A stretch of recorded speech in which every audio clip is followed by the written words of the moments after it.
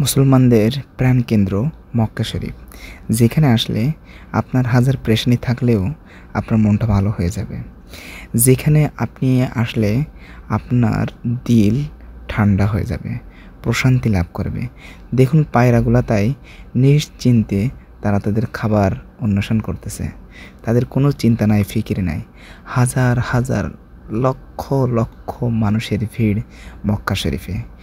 দেশের বিভিন্ন প্রান্ত থেকে ধনী গরিব সকলেই এক কাতারে আছে।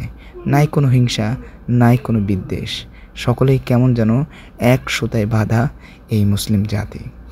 যখন মক্কায় আসে তখন কেমন যেন সকলেই এক রশি হয়ে যায়। এমন যদি পুরো পৃথিবী হতো এবং পুরো পৃথিবীর সমস্ত জায়গাতে যদি মুসলমানদের এমন অবস্থা তৈরি হতো, তাহলে কতই না ভালো হতো। তো মক্কা শরীফে আসলে আপনি দেখবেন যে আমিরও যে কাতারে, আপনার ধনী গরিব ফকির মিসকিন সকলেই কিন্তু এক কাতারে। সুন্দর একটা জায়গা। আমি দোয়া করি আল্লাহ তাআলা রব্বুল আলামিন আমাদের সকলকে মক্কা শরীফে আসার তৌফিক